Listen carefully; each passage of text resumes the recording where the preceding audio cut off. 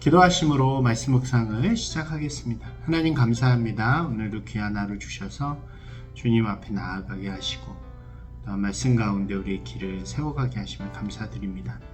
이 시간 주님의 뜻 가운데로 나아가는 시간 되게 하시고 하나님 온전히 알아가는 시간 되게 하여 주시옵소서. 예수님 이름으로 기도드리옵나이다. 아멘. 예, 반갑습니다. 오늘은 마가복음 14장의 후반부의 말씀입니다. 이제 겟세마네 동산에서 기도하시던 예수님께서는 가룟 유다의 구발과 함께 이제 예수님을 잡으러 온 이들에 의해서 잡혀가게 되어집니다. 이 잡혀가는 장소는 이제 종교 지도자들이라고 할 수 있는 대제사장들, 바리새인들 이런 사람들이 함께하는 곳이었는데요. 이 당시 유다는 국가의 형태가 아니라 종교 공동체, 민족 공동체 형태였죠. 그래서 왕이나 이런 기관이 있는 것이 아니라 종교적인 나라였기 때문에 최고 의결기관이 바로 종교기관, 대제사장들과 이제 바리새인들로 이렇게 구성된 공회, 사내들인이라는 곳이었습니다. 예수님께서는 그 공회 앞에 끌려가게 되셔서 이제 신문을 받게 되는 거죠.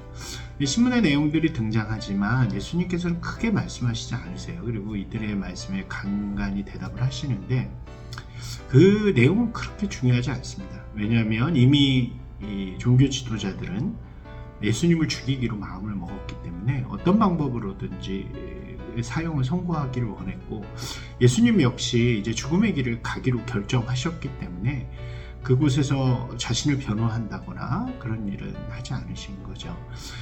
그런 이제 이야기들 속에서 이제 종교 지도자들은 예수님을 죽이기로 결심하게 됩니다. 결의하게 되는 거죠.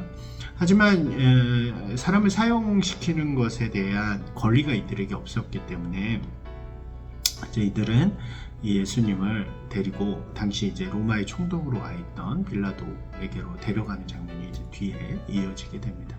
고발을 통해서 예수님을 죽일 수 있게 해달라는 요청을 하게 되는 거죠. 예수님께서 잡혀가실 때예요. 함께 있던 제자들이 이 광경들을 보게 됩니다. 이제 잡혀가는 장면들 그리고 끌려가는 그런 모습들을 보게 되는 거죠.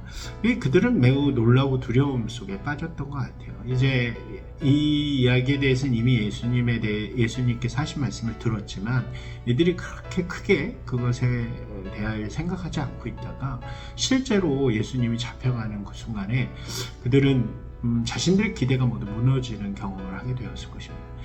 굉장히 두려움과 이렇게 걱정들을 가지게 되었겠죠. 이러한 모습을 성경은 이렇게 표현하죠. 제자들이 다 예수를 버리고 도망하였다. 그토록 예수님을 믿고 따르던 그리고 예수님께 열광하던 제자들이 예수님이 잡혀가는 그 순간에 예수님을 버리고 또 자신의 살 길을 찾아서 도모해서 도망가는 것입니다. 예수님을 믿음으로 따르긴 했지만 그들의 삶에 실제로 닥친 위협과 두려움 속에서 그들은 더 이상 예수님을 지키지 못하는 자들이 되는 것입니다. 이러한 제자들의 모습을 대표하는 것이 바로 베드로의 모습이라고 할 수 있습니다. 베드로는 마지막 완찬의 순간에서도 또 예수님이 그것을 이야기하실 때도 제가 끝까지 예수님을 지키겠습니다 하던 사람이었고 또 겟세마네 동산에서도 마찬가지로 예수님을 잡으러 온 자들과 칼을 들고 맞서기까지 합니다. 하지만 예수님이 실제로 잡혀가시고 이제 공회 가운데서 거의 사형에 가까운 선고를 받으실 때에 베드로가 끝까지 그 뒤를 몰래 쫓아가긴 했지만 그의 마음속에서 이제는 두려움이 생기기 시작한 거죠. 그리고 그가 대제사장의 뜰에서 자신을 알아보는 여러 사람들의 물음 속에서 나는 예수님을 전혀 알지 못합니다. 나는 저 사람이 무엇인지를 하는지 모릅니다. 라고 계속해서 부인하고 마지막에는 저주하면서 맹세하였다. 라고까지 이야기를 합니다. 이게 저주했다라는 표현은 예수님을 저주했다는 건 아니고요. 자신이 모른다는 것을 맹세할 때 이것이 거짓이면 내가 저주를 받을 것이다 이런 의미겠죠. 그리고 나서 그 자리를 피해서 도망가다가 닭이 울게 되고 그때 예수님이 하셨던 말씀을 기억하고 울게 되는 것입니다. 이러한 제자들의 모습, 또 베드로의 모습은 우리가 그것을 볼 때마다 조금은 부끄럽게 느끼기도 하고 또 비난하기도 하는 것이 우리의 모습일 때가 있죠. 하지만 이 모습은 실제로 생각해보면 연약하고 부족한 우리 인간들의 모든 성도들의 모습이 아닐까 생각이 됩니다.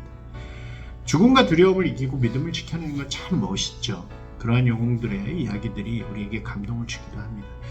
그러나 실제로 그러한 영웅들의 이야기들을 이렇게 감동받아 하면서 우리는 우리의 삶의 자리에서 작은 이익이 무너질 때 예수님을 외면하기도 하고요. 또 작은 어려움과 두려움 속에서 예수님을 외면하고 신앙을 외면하기도 하면서 살아가는 것이 실제 우리의 모습이 아닌가 생각이 되어집니다.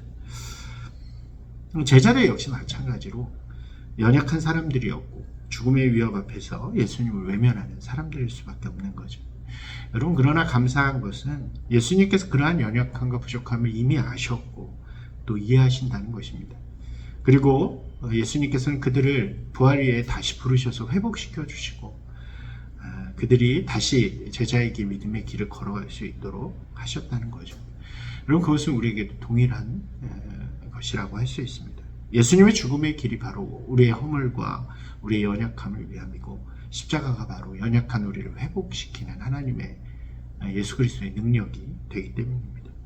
사랑하는 여러분, 이 귀한 고난주일에 주님의 십자가 앞에 다시 서는 저와 여러분이 되기를 소망합니다.